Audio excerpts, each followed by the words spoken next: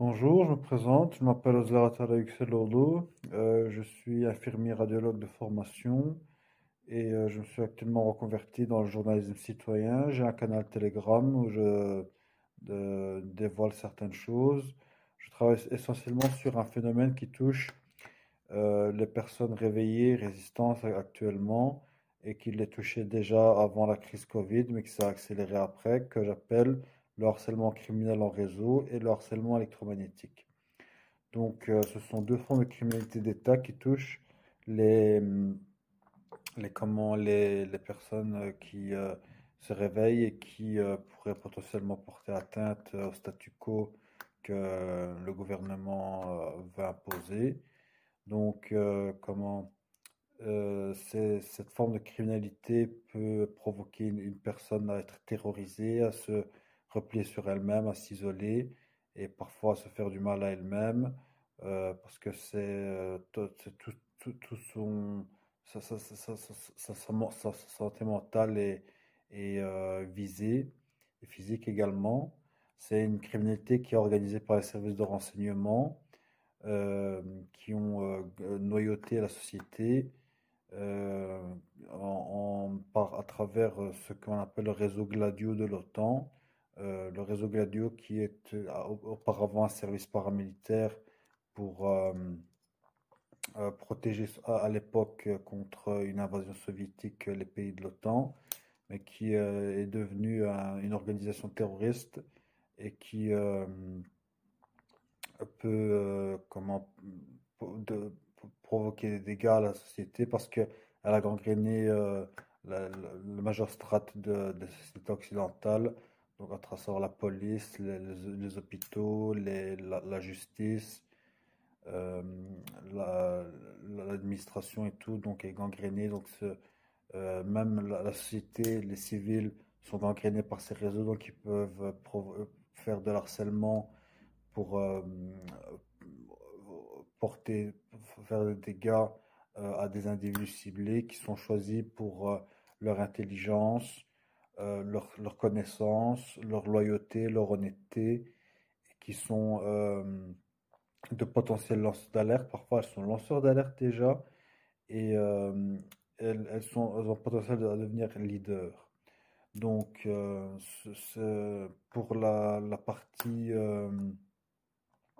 de harcèlement en criminel en réseau, je vais vous donner les symptômes qui font que l'on peut se reconnaître dans ce type de criminalité. Alors, on peut vivre du cambriolage, de l'infraction de domicile avec changement de place d'objet pour vous rendre fou, du cyberharcèlement, du harcèlement téléphonique, du harcèlement de travail, du harcèlement de quartier, du harcèlement policier, du harcèlement judiciaire, du harcèlement administratif, de la traque dans la rue avec soit par voiture, soit par civil piéton, du sabotage de vos biens, on peut détruire votre voiture, votre moto, votre vélo, on peut porter atteinte aussi, on peut abîmer des choses dans votre maison, vu qu'ils peuvent pénétrer chez vous sans problème. On peut pirater vos appareils électromagnétiques, électroniques comme votre téléphone, votre PC. Vous pouvêtre victime de diffamation. On peut donc essayer de nuire à votre réputation en colportant des mensonges.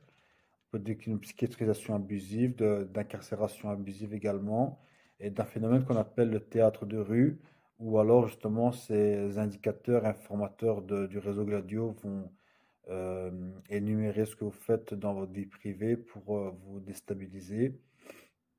Donc ça peut provoquer de la paranoïa parce qu'on peut se dire qu'on est traqué, on est espionné. Et généralement, ça arrive lors de, de périodes où on est assez stressé. Et euh, par après, on peut penser que c'est accidentel, mais en fait, non, c'est orchestré justement pour vous faire perdre la tête. Euh, Maintenant, on va parler du harcèlement électromagnétique, qu'on peut appeler également cybertorture, qui est réalisé par le service militaire, le complexe militaro-industriel des pays de l'OTAN.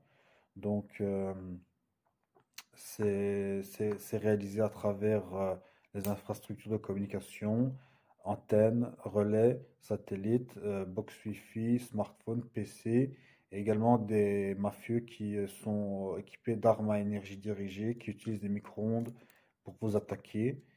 Euh, donc ça peut sembler de science-fiction, mais c'est lourdement documenté. Euh, je mettrai des liens dans cette vidéo pour vous permettre d'y voir plus clair et comment justement c'est fait pour nuire à votre santé physique comme mentale. Je vais vous donner donc une liste de symptômes dans lesquels vous pourrez peut-être vous reconnaître pour savoir si vous êtes victime de cybertorture ou pas.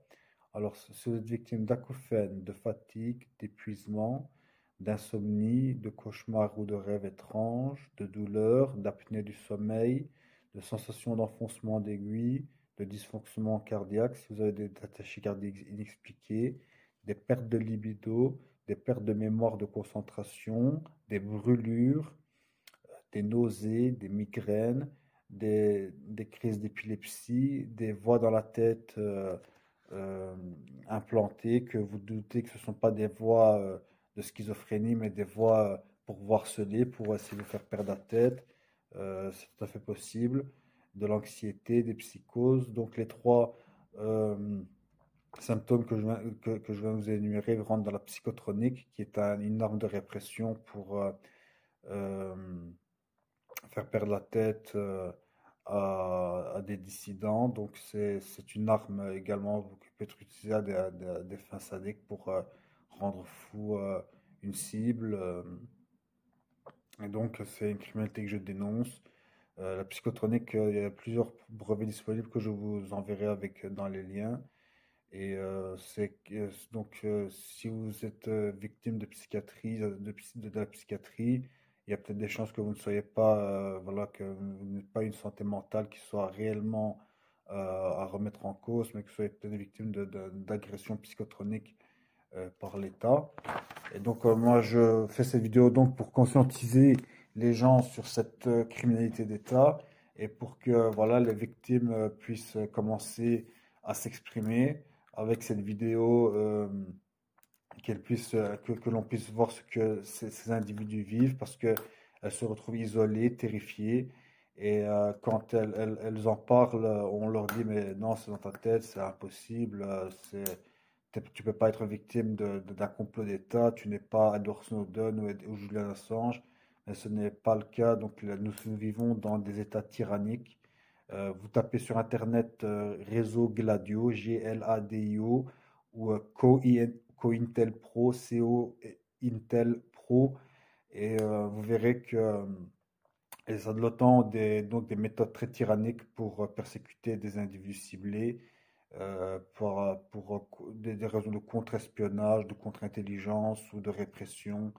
Et ça dure depuis facilement 70 ans. Et avec la technologie, ça s'est aggravé à 30 ans avec l'arrivée des armes électromagnétiques et psychotroniques.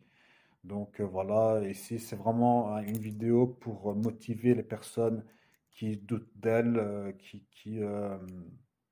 se retrouvent isolées, pour qu'elles puissent s'exprimer euh, sur leur calvaire et que elles puissent, comment dirais-je, qu'elles puissent